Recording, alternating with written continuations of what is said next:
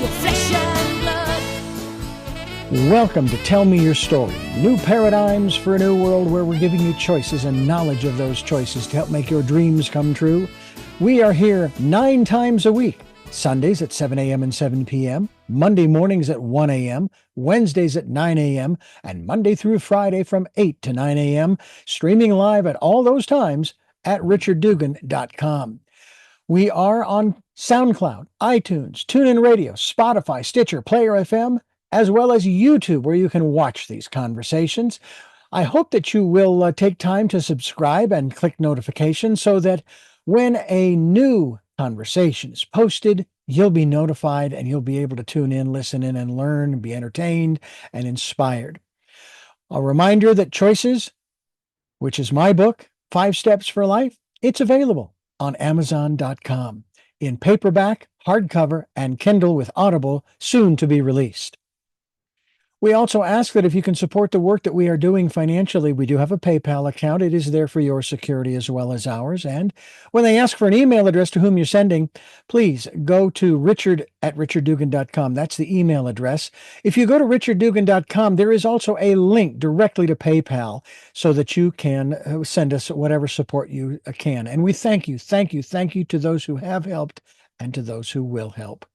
We also ask that you take time during this decade of perfect vision, the 2020s, to go within to that quiet, peaceful, calm, still place and listen to that still, small voice.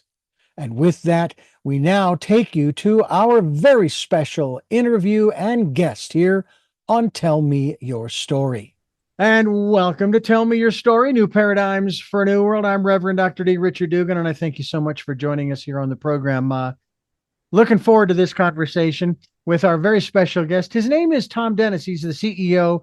He is a coach, a facilitator, a change maker. Oh, got to get into that one too. For 30 years, he's been basically trusted by global brands to transform their organizations by developing their leaders. And leadership is one of the big topics on the table that we have had on this program over the last few years, for that matter, because we've been noticing that the leadership that exists in a lot of different areas isn't there. And we need to talk about that. But it also applies to us on a personal level, too. Are we leaders in our own lives, or is somebody else doing that for us? Which kind of ties into my book, Thom, and that is Choices. And it's all about choices. Welcome to the program. Thank you. Thank you, Richard. Looking forward to it. Well, I'll tell you, it's a subject I remember, too, that speaking of people making choices for us, my brain decided that it was going to reread your book title incorrectly. And I'm sitting there chatting with you for a few moments before we set up our interview. And it is the rewilding, not the rewiring. I don't know where that came from, but maybe there's something in there. But the rewilding that we're talking about here on the program, why? I know what wilding is when it comes to nature, when you go out into the forest and so forth. What are you referring to here when it comes to this concept of rewilding in the business world? Well, as you point out, it's good to sort of set the baseline and understand what rewilding is. One of the things I loved about living in the States was there was the wild, there was wilderness. You could go out into places where you could be really alone. In Europe, well, certainly in the UK, there aren't really many spaces like that. So this concept of rewilding, which is giving over land, which we as a species have been working for centuries, giving it back to nature. And there are things that one can do. You reintroduce some sort of keystone species that help what we're doing is recreating the world as it was before man started messing around with it. And if you just let nature get on with it, it is phenomenal what happens. It's amazing how nature's intelligence takes over. And in really not a very long space of time, the land returns to its own rhythm, Hmm. and all sorts of species thrive. It is extraordinary how where they've done this in the UK, and there are rewilding projects in the US and around the world. But just speaking about the UK, they've seen animals that they thought were extinct turning up there, and endangered species turning up there. And so it is this, it's a, I guess, first of all, it's honoring what nature can do if we let it get on with it and stop interfering with it. And then taking that principle, that mindset into organizations and the way that organizations are run, Hmm. you can bring about all sorts of amazing change by actually interfering less. And we can get into the specifics if you like, but essentially that's what we're talking about. Now, what is interesting is the way that you are phrasing it. I have a little different phrase that I use at the beginning of our programs where I say that, this is tell me your story, new paradigms for a new world where we are. And this is my words that I think codify yours. We are looking for those new ways of living because the old ways don't work. Just look around you. And it seems to me that there is a bit of resistance, and we're seeing that especially here in the United States, to basically the old ways of doing things, of running this organization, but not by the parameters, the protocols that organizations like it have been run. No, we're going to bring in a whole different concept, but it's an old concept. And I use the examples of government and people wanting to go in and run government like a business. But government isn't a business any more than a business is a government. Isn't that kind of what we're talking about here on one level? But what you are also adding to that is allowing, shall we say, if you can call this natural, the natural processes go through their process, if you will, to whatever the outcome might be. And I think of, for example, remember the corporations back in 2008 and nine here in the United States, we said, these companies were too big to fail, and they were failing. And so instead of allowing capitalism to do its thing, if you make a mistake in your business and you end up going under, guess what? You go under. That's the way it is. We don't bail you out, but that's exactly what we did.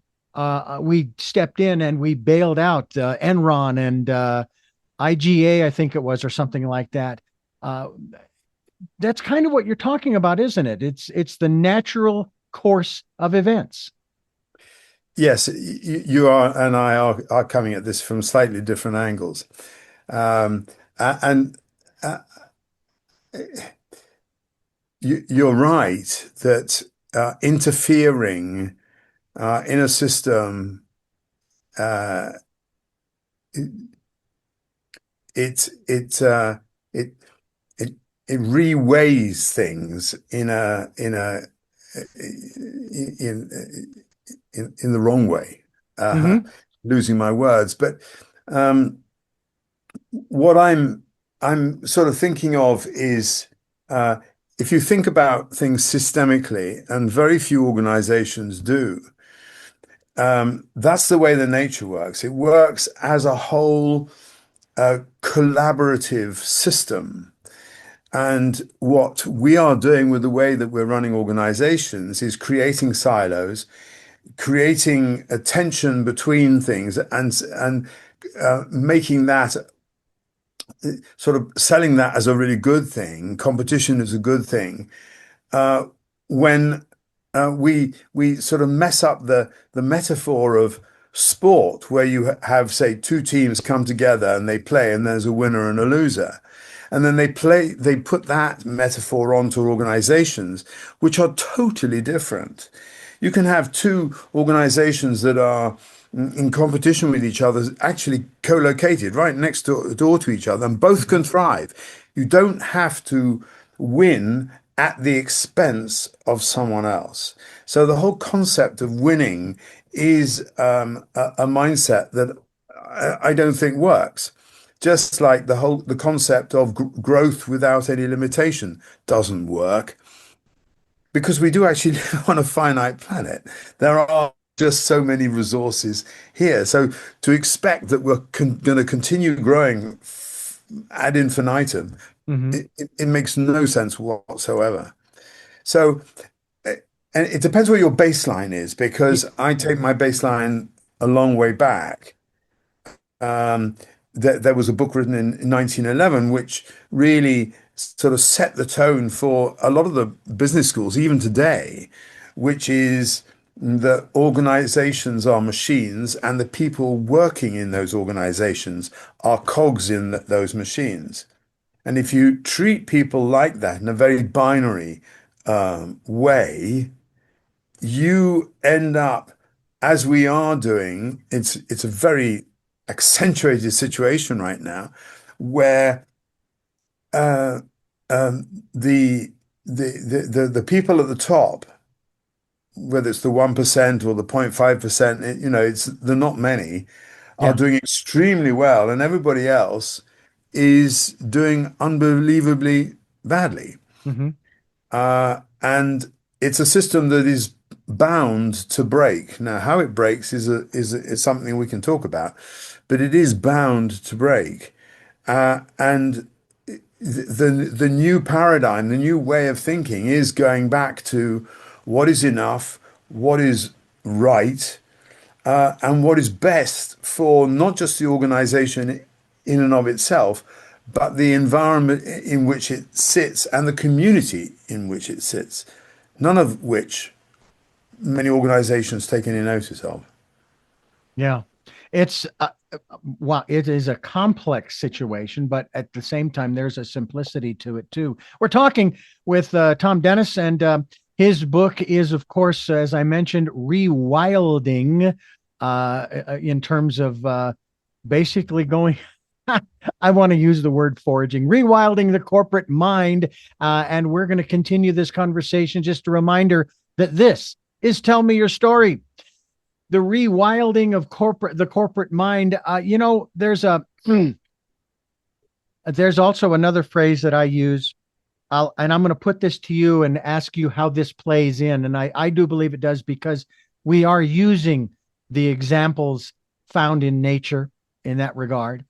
um I may be wrong, and I'm willing to set that hut on fire and start over again if that's what it takes, but my belief is, from my experiences and observations, is this: nature is our greatest teacher. And I would throw out this one example. What other species other than man stores up supplies, if you will, for more than a season? I don't know that there is one. We've got squirrels here where we live now, up here in Twin Peaks in Central California. And they are probably taking the food that they will eat some, but they will also take it and they'll store it away. Maybe, I don't know, maybe in the hollow of a tree, or they found a place to put all of this stuff so that when winter comes and the snows come up here, at least they've got something to eat, aside from what we give them. So we're sort of interfering in that regard. What about that? Is nature our greatest teacher? And can we learn, again, using that example of the word you've chosen for the title of your book, the rewilding of the corporate mind? Yes, I, nature teaches us in a thousand ways, a million ways, and I think one of the difficulties is that our organizations and certainly our politics have lost sight of that teacher. There's a kind of arrogance, I think, that leads so many leaders to be focused on just one thing, which is money, and and in doing that, actually destroy our greatest, not just teacher, but benefactor. Hmm. We're using chemicals to encourage growth and of crops, but we're killing our bees. And without the bees, there aren't going to be any crops. That's right. There's a kind of madness in the way that we are running. Not every business, because some businesses are really honoring Hmm.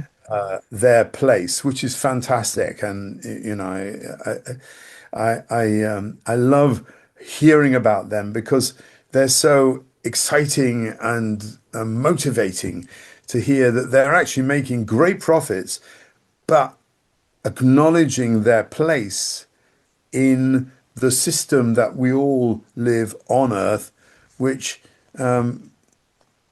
is based in nature. Yeah. So yeah, we are the only animal pretty much that has no respect fundamentally for the environment in which it lives. Yeah. Now, I happen to be of the more metaphysical perspective that there's more than enough for everyone. But the proviso, or not the proviso, but the catch is not everybody wants the same things.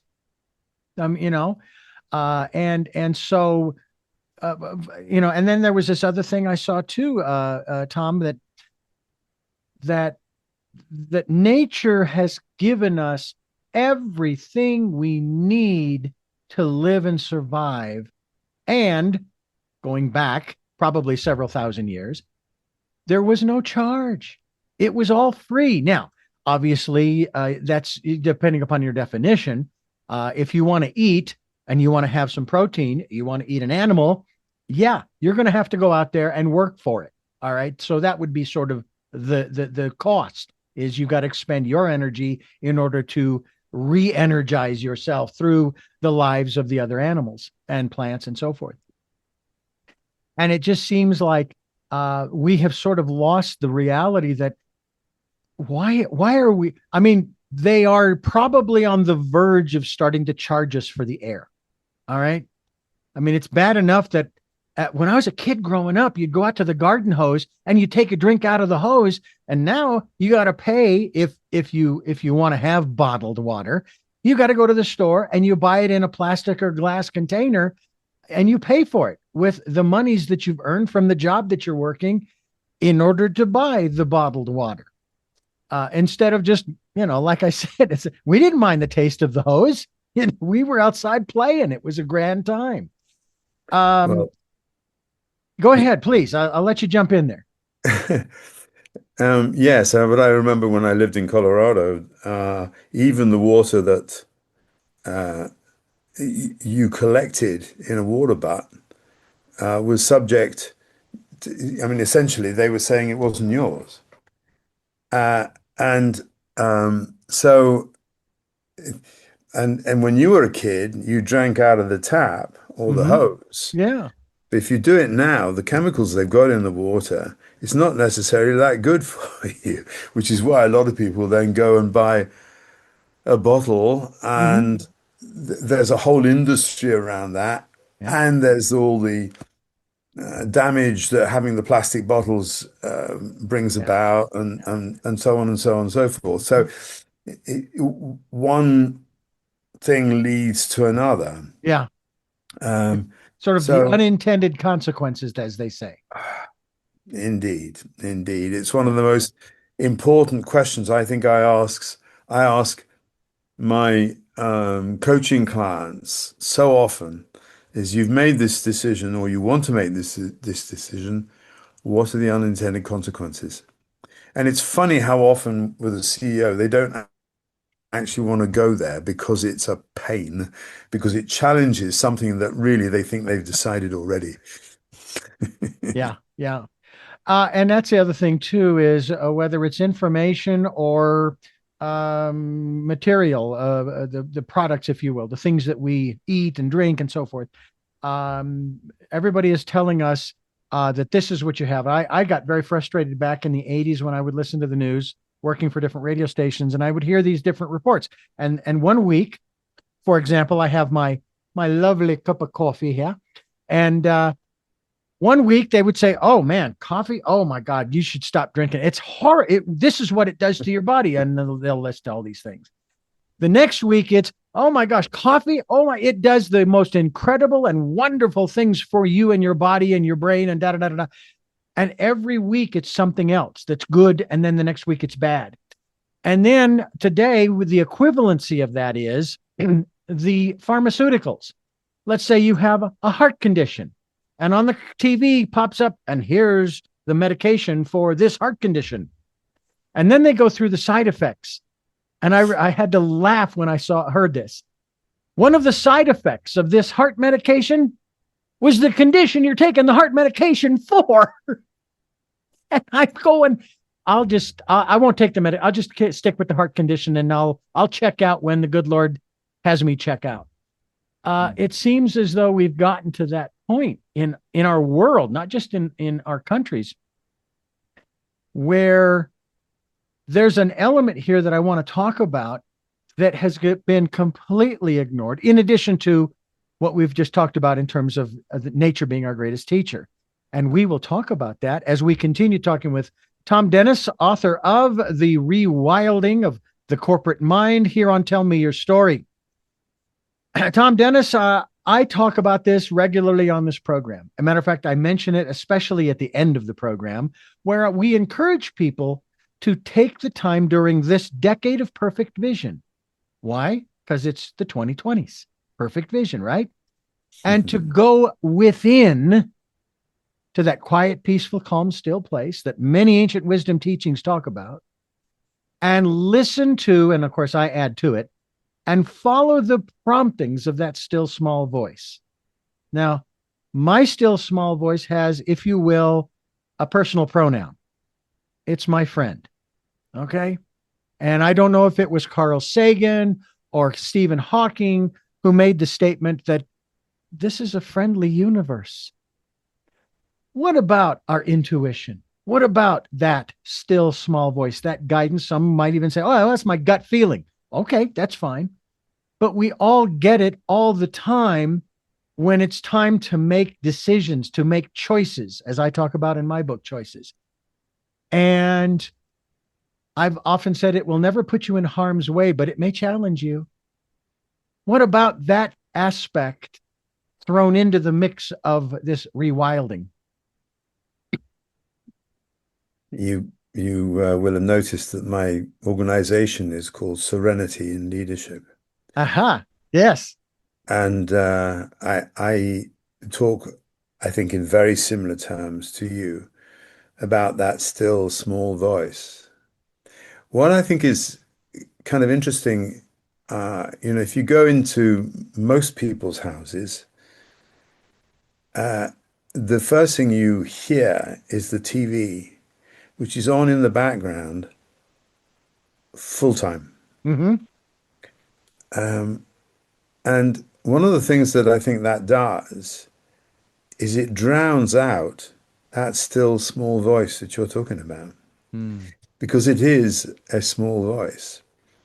I remember often that I was leaving the house where I was living at the time, and I was going to drive up the motorway to, actually, she was my therapist, and it was an hour's drive, and I was about 20 minutes in the drive, and then I remembered what I had promised to take with me that I had forgotten.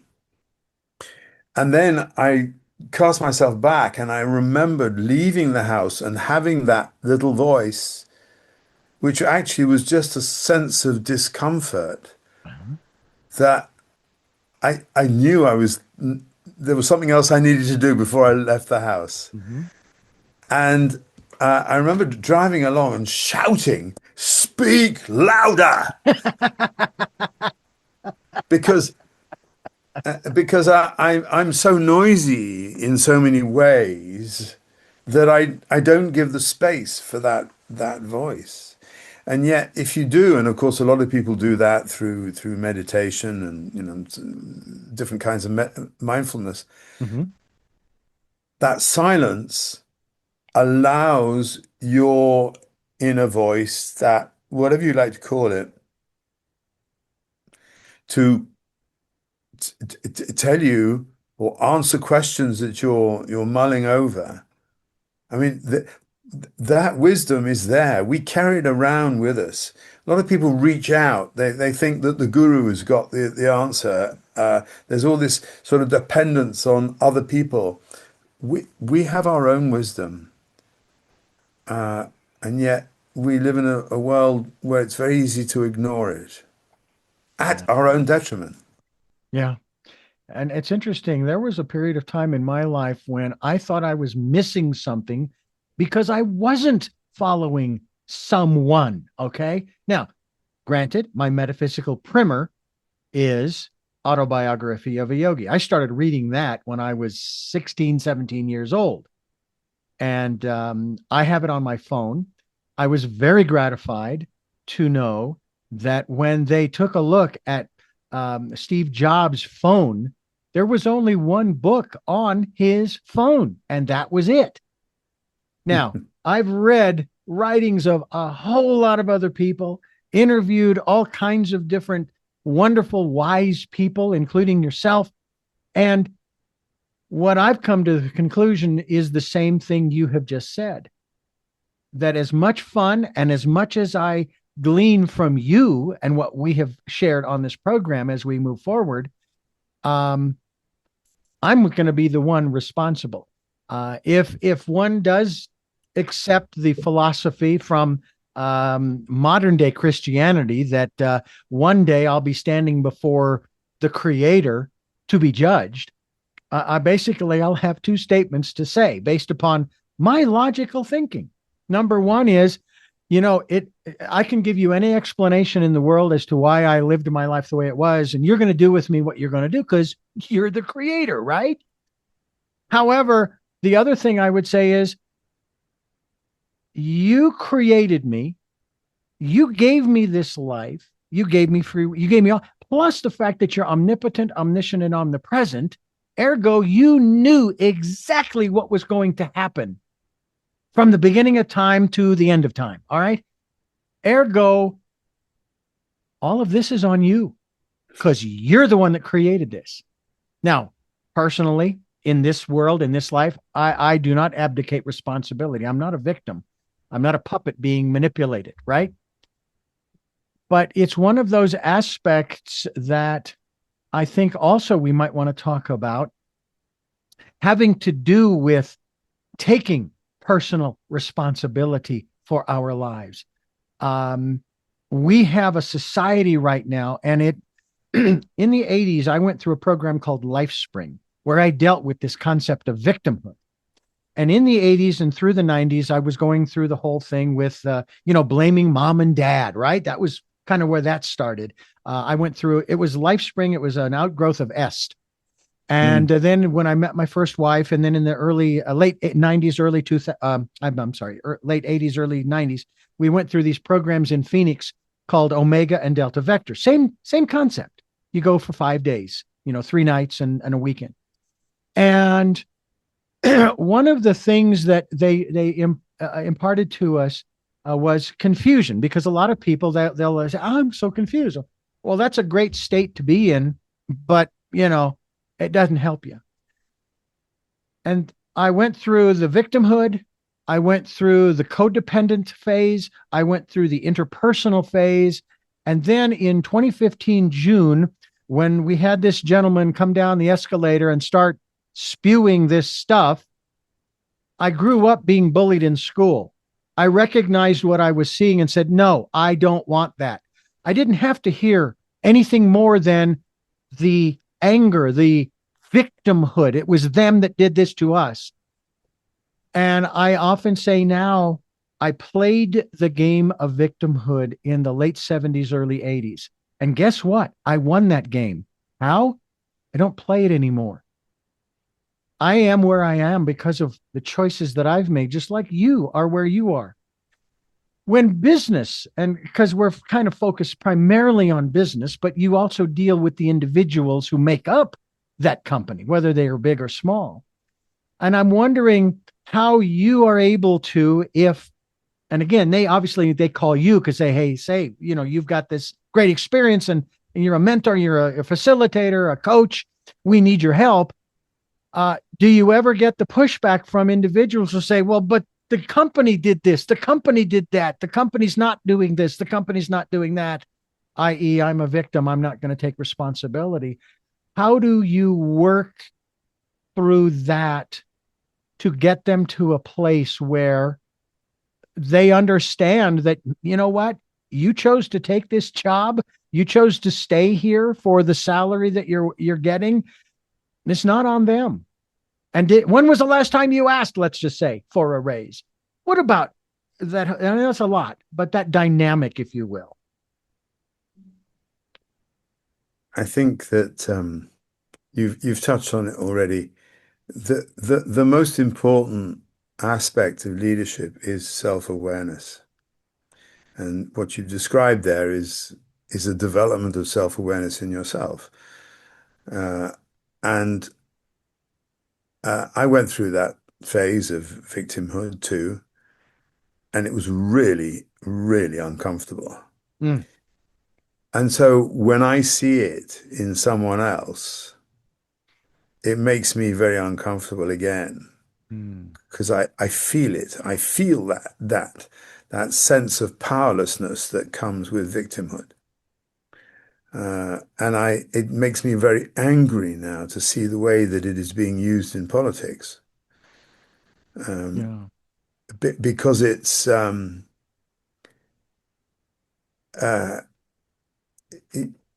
like a disease. One person gets it, and then other people. It's kind of comfortable to feel a victim, because that way you don't have to take responsibility. You can point the finger at someone else and say it's their fault. They did it to me, and that's, I mean, one of the great bases of populist politics. And look where that's got us. Yeah. So, how do I deal with that? Um, I, I like to think, I hope that my clients agree with me, that I bring a kind of loving challenge. So when somebody's saying, "Oh, well, they did it to me," they did, and I, I want to try and turn that round somehow and say, "Well, what part did you play in this?" And sometimes they really get it, and other times they dig in Yeah. and say, no, no, no, I didn't play any part in this. I was just minding my own business, and it was done to me. And it's a hard place because you're dealing with a deep-seated belief in the other person.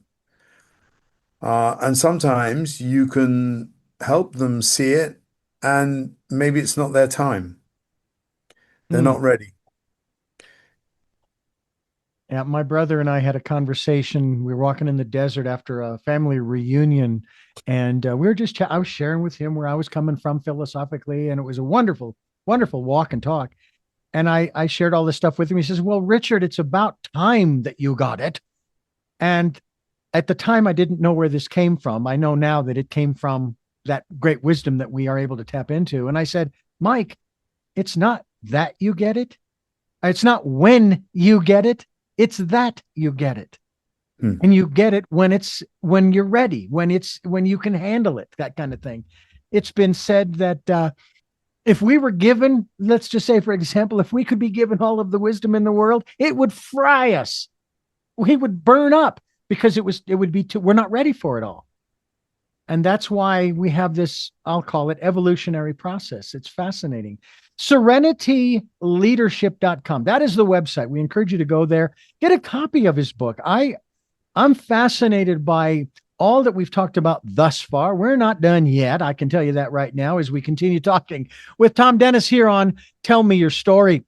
Reverend Dr. D and Dennis, Thom, I beg your pardon, Thom Dennis. You have two first names there, my friend. Only in the US. When I lived in the US, people so often got it the wrong way around. Dennis Thom. So no, it's Well, Thom is the first name, Dennis is the family name. I want to give you the respect you are due and call you by your right name, Thom Dennis. Okay. I find that fascinating that people will make that mistake in an interview or conversation and they will either call them by the wrong name flat out, or in this instance, they'll reverse it in that respect. So I've always wanted to show respect to not just my guests, but anybody that I'm talking with, whether it's a sibling or anybody else for that matter. Let's talk a little bit more about there's a you are also it says here anyway that you are also a cultural change consultant. What is that? What do you do with that? Um, well, every organization has a culture. Mhm. Well, you nods. I've come across one or two CEOs in my time who've said, "Yeah, we don't have a culture here." Um, so culture's the kind of stuff that it's the way we live our life. It's the way that we're allowed or not to park our cars. It's how some people get a window seat with a desk, and other people have got to be in a room without a window. It,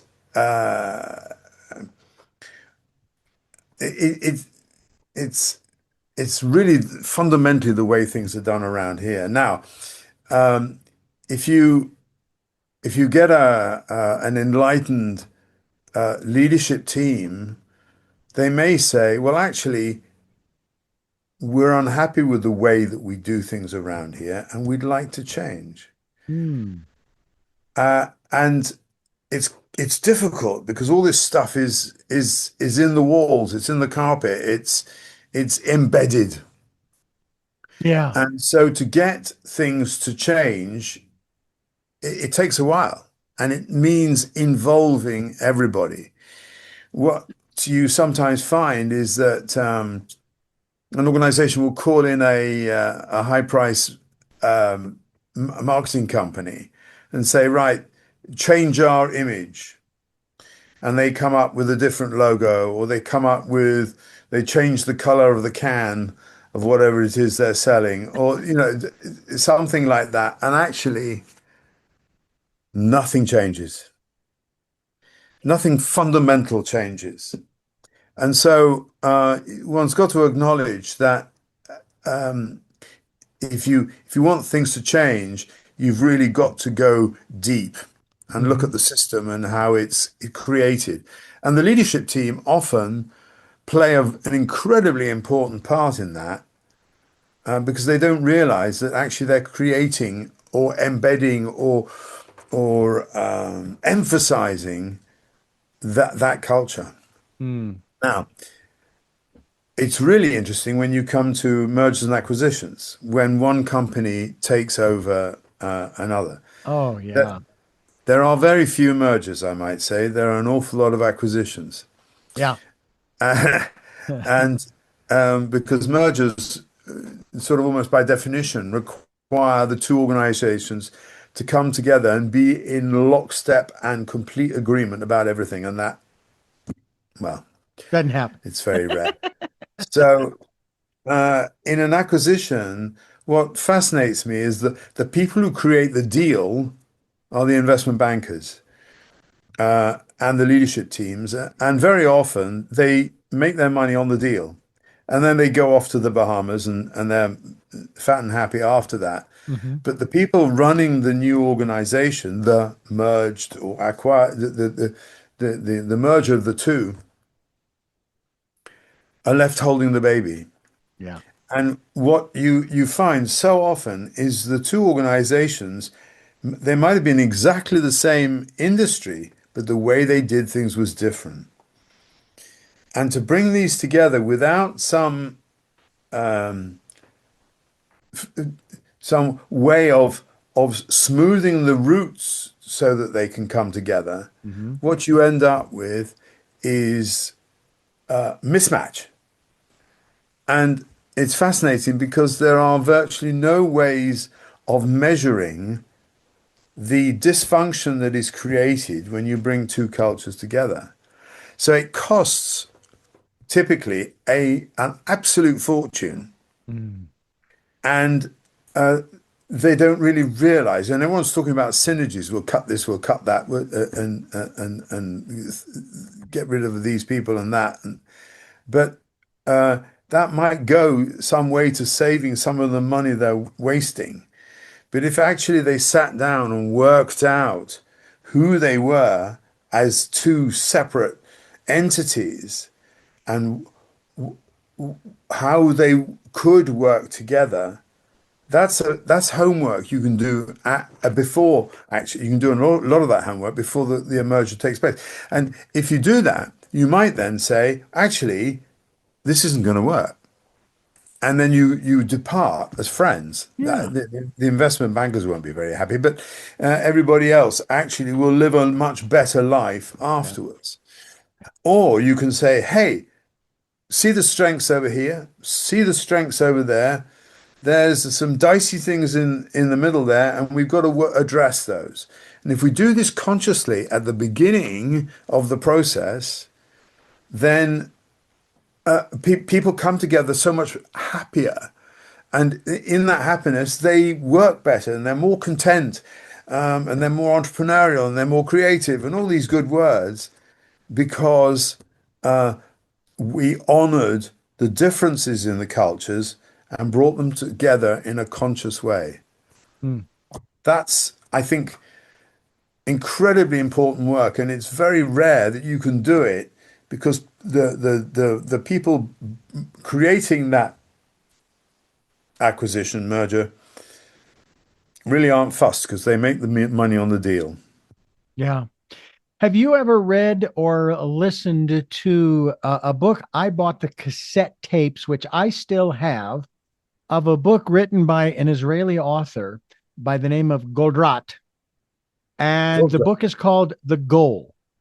Yes, I think I've got it somewhere on the bookshelf. I have it both in cassette as well as in Audible, and they did not change a thing in the Audible version. It was as if they just took the masters, and it was wonderful to listen to it again here in the 21st century. And the basic premise is what you've just described. Just because we've always done it this way, does that mean we should always do it this way? Especially considering, as is used in the book, the bottlenecks that we keep coming across. How do we? And of course, that's sort of the premise of that book, and it's sort of the premise of what we here on Tell Me Your Story are trying to inculcate is into. I suppose you could say the zeitgeist, but that's a little large right now. Is trying to get people to understand that there are other ways of doing things, and we may not have thought of them yet. Okay. It doesn't mean they don't exist. It's just that the brains that are out there haven't put the little pieces together to say, oh, you know what? I know it. Winston Churchill said that democracy or capitalism was the worst, but it's the best we've got. All right. Free enterprise. It may be the worst, but that doesn't mean we abandon it until we can come up with something better. And we haven't put the pieces together to create the new system that is, I don't know if this is a correct word, Thom, that's more equitable, not equal, but equitable for both the owners of the company, the shareholders, the stockholders, the bank investors, and the people who actually make the money for the owners and the investors and the shareholders. And that's all of the people, if you will, at the bottom of the pyramid. Yes. And I'm hoping that through your book, Rewilding the Corporate Mind, we can do that. I know that when I first read it and I was talking with you the first time I said the title, I said the rewiring.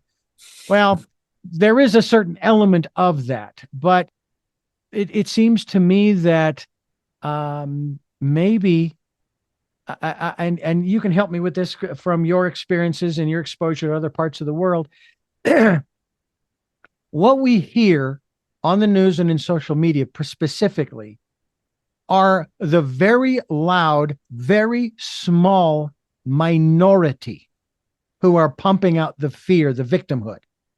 But it is the majority. It's the mom and pops businesses and so forth. It is the workers and so forth who are beginning to understand that, as you said at the front end of the program, the way we're doing it is not sustainable. I mean, I was 15 years old and I came to that realization, especially having watched my father work, and he would get periodic raises from what I understand. But how are you supposed to pay for those? How's the company supposed to pay if it gives raises to its employees? Well, it either cuts, kind of like what you were talking about, or it raises its prices. All right. Okay. Let's say it raises its prices. So a couple of years go by and prices are up where they are. And now my dad goes in and says, I need I need a little bump up. All right. And so the company gives him and the employees another bump up. What happens? Prices go up again and go up and go up and go up, and they never come down. You can't keep doing that. It doesn't work. And again, and I'm going to share this, and I am not saying it to disparage the two companies that I have worked for in the last 20 years. When I started full time 18 years ago for the radio station that I've worked for now for 20 years, I started out part time. I have been making exactly the same salary for 18 years. And I was living in where? Santa Barbara, California.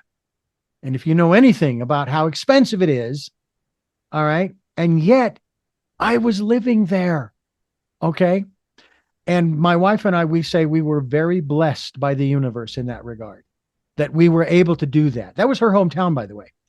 And then we moved to Twin Peaks, where we bought a house that is valued at over, I can't believe I'm saying this, over $350,000. Really? On that salary? You got to be kidding me. And yet, here we are. My experience tells me that, number one, there's more than enough. Number two, that miracles do happen, okay? And that this is a friendly universe. It is on our side. Do you hold any of those perspectives when you, within yourself, your own inner life, if you will, your own personal philosophy? And are you able to share that in a way that is palatable so it doesn't upset people in their philosophical perspectives, to get across to them that, hey, anything is possible? I mean, isn't it what they say? This is the land of opportunity. What about you on those?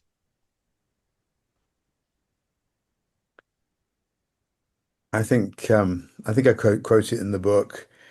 There's a book.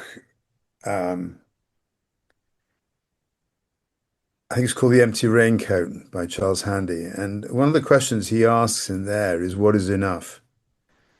Mm. And I think over the years, I mean, I've had some fabulous experiences in my life. I've lived in 6 different countries. I've been very blessed. But you get to an age where you say, well, what's important? Hmm. And yes, of course, when you're a young family and you want to have children, then you're really working to uh, give them a good start in life and have a home of your own and all of that. But there is something that's gone slightly wrong where in dare I say it, the old days, one person's salary supported a family, and today it doesn't. Hmm.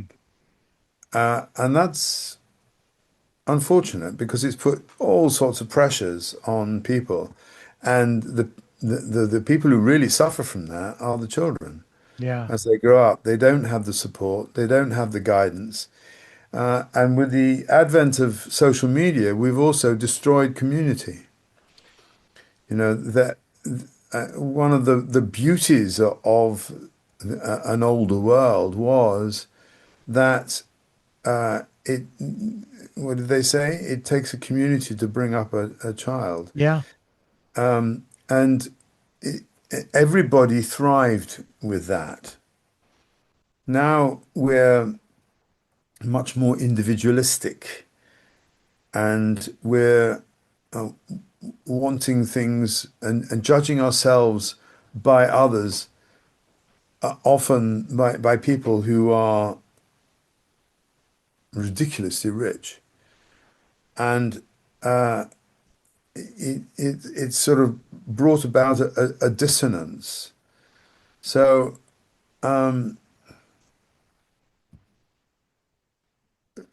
think I think you can have too much, and I think it's this sense of what is my place in the universe? What actually am I here for? What is my purpose?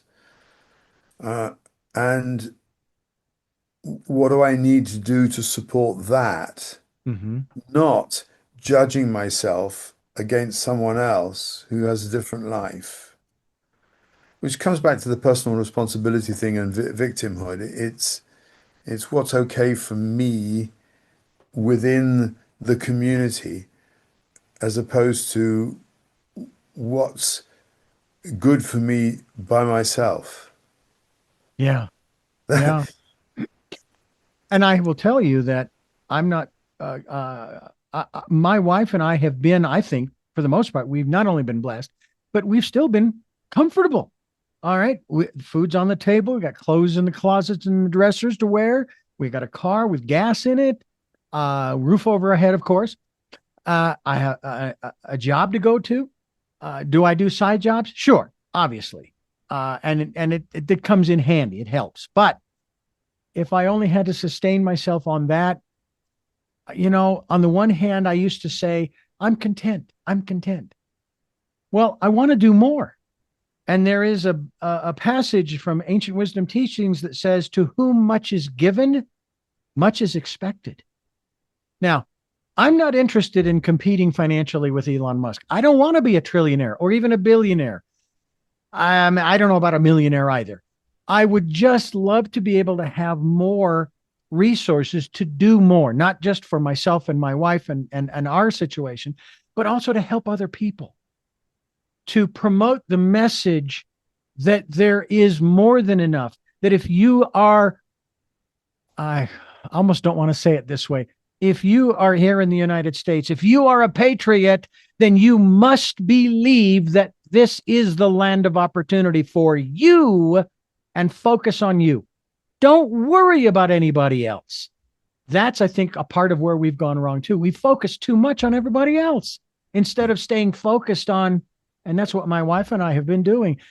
I don't care what's going on the East Coast. I mean, yes, my empathy, my compassion goes out to people suffering from certain natural disasters out here in California, the wildfires in Colorado and Utah. Yeah, because we've been through it too. And in the 20 years we lived there, we were only evacuated once out of 16 or 18 wildfires that were near us. So we've been lucky in that respect.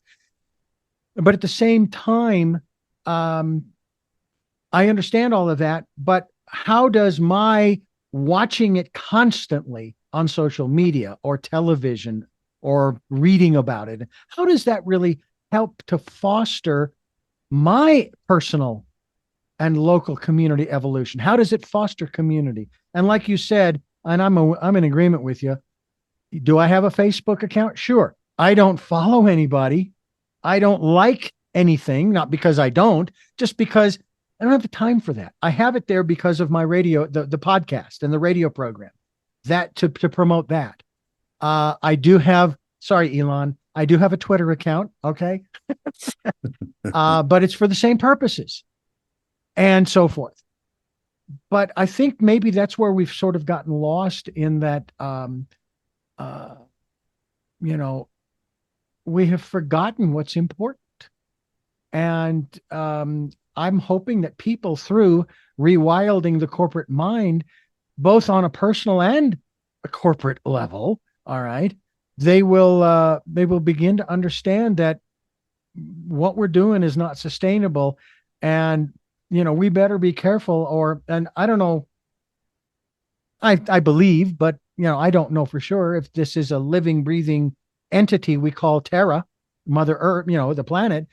But there's going to come a point when, like our antibodies in our bodies, go after those things that don't belong. Mother Earth may do the same thing. I don't know. Maybe not. But I believe we need to clean up our planet. We need to clean up our home. Doesn't matter about global warming or climate change. We just need to do that. And I'm hoping that through the work that you're doing, we can do that. Again, it is Rewilding the Corporate Mind, and it is Thom Dennis, and I'm Reverend Dr. D, and this is Tell Me Your Story. Thom, you've got so many different areas in this, and another one that I wanted to touch upon, and I'm going to touch upon it briefly because we are short on time, and that is technology, and we'll go right to it, specifically AI. There are people that are afraid like you wouldn't believe. I was at first concerned. Then I learned a little more about it. I used it to do my taxes. Okay. I asked it questions about a line that I was on, and it could go right to the instructions and give me the information. So I can't take it to an audit. If I get audited, it's all mine. I'm responsible. I have helped it. It has helped me to write a song that I will then mold into the way I want. Authors will use it to, for example, one that I interviewed will use it to write the first and only draft of his book, and then he molds it like a lump of clay. Talk to us a little bit about, and let's maybe stay specific about AI and the. I'd like to say the upside, because to me it's just a tool like a hammer. Yes, it's a very, very exciting development. And although they've been working on it for a long time, it's only come to consciousness for the majority of people in the last year or so. And it is developing so fast. So there are all sorts of incredibly positive things to come out of AI. And yes, there are the doomsayers, many of whom are actually involved very personally with the company. So one has to listen to them. But on the positive side, um, as you've said, creating first drafts or looking for some guidance. I've got a guy who he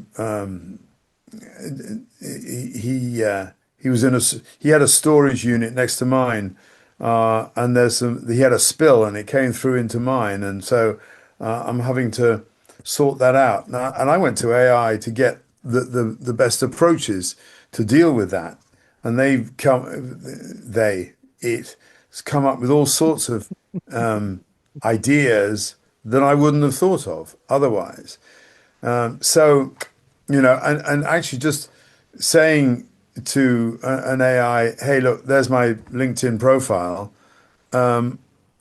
Is this appealing to my particular client base? Now, I use Claude a lot, and Claude's got much more attitude than it used to have. So, I'm getting very challenged.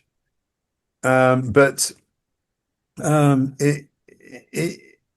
it is very exciting. But like the things we were talking about with victimhood before, we've got to think much more about how do I use this and how do I retain my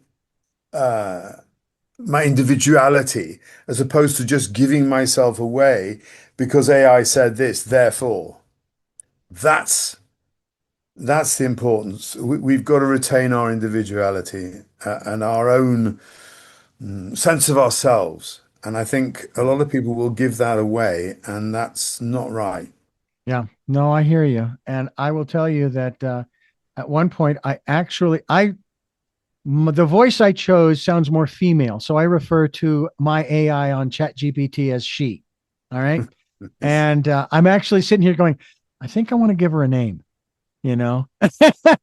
Yeah. And I've had conversations. I've even asked, has anybody asked AI, whether it be you or anybody else, um, how to solve the problem of these data bases that they want to create that generate all this heat and and so on and so forth. And I didn't really get a definitive answer yet, but it seems to me like there would be the place to go.